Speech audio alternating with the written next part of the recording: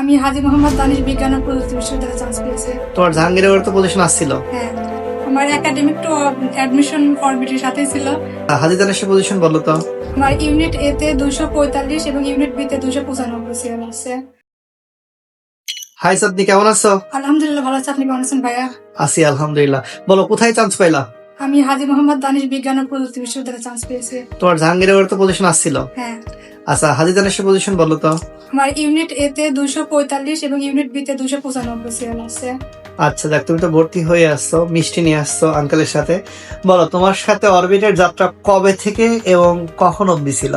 আমার academic two admission অরবিটের সাথেই ছিল, এখনো মানে বুঝতে পর্যন্ত আছি ইনশাল্লাহ। যাক, মাশাআল্লাহ। আচ্ছা বলো, তুমি তো ডিসিশন কোথায় কোচিং করবা আমার সাথে শেয়ার করছিলা।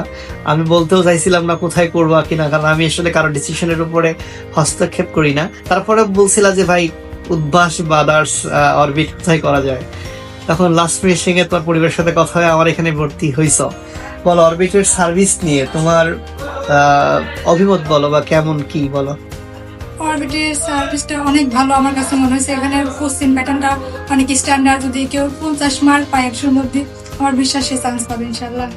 আচ্ছা, তুমি যে চান্স পাচ্ছিল না, আমার কি, আমি যে তোমাকে ফোন দিচ্ছিলাম বা তুমি আমার ফোন ধরো নাই কেন, এটাও বলো। আসলে চান্স না পেলে অনেকটা হতাশ নিজেকে লাগে। এই জন্য মানে হয়তো ভাবতাম ভাইয়ারা ফোন দিয়ে বলবে চান্স কেন পাওয়া নাই, চান্স কোথায় পাইছে, এই জন্য ফোনটা আসলে। আচ্ছা, আমি আসলে খুব কম স্টুডেন্টকে কথা দেই যে চান্স না পাইলে বা পাবে না কেন, বা কথা দেই যে পাবে।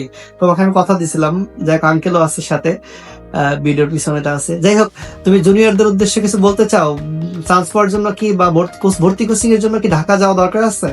যেহেতু মানে অ্যাডমিশনটা অনেক অল্প সময়, 3 মাস বা 2.5 মাস এরকম থাকে, তো বাইরে যাওয়ার থেকে আমার মনে হয় পাবনাতে থাকা ভালো মনে হয়। আর যেহেতু অরবিটের কোচিংটা অনেক ভালো, অনেক প্রশ্ন স্ট্যান্ডার্ড অনেক ভালো হয়, তো অরবিটে থাকলে আমার মনে হয় জুনিয়রটা অনেক ভালো হবে ইনশাআল্লাহ। যাক ইনশাল্লাহ, যারা পড়াশোনা করে তাদের তো আসলে চান্স পাওয়ানোটা আসলে কোচিং ফ্যাক্টর না, তবে আমাদের প্রশ্ন প্যাটার্ন বা আমাদের গাইডলাইন এটা যারা ফলো করবে তাদের কেমন মনে হয় চান্স কেমন হবে, হবে কি না বলো তো? ইনশাআল্লাহ হয়ে যাবে।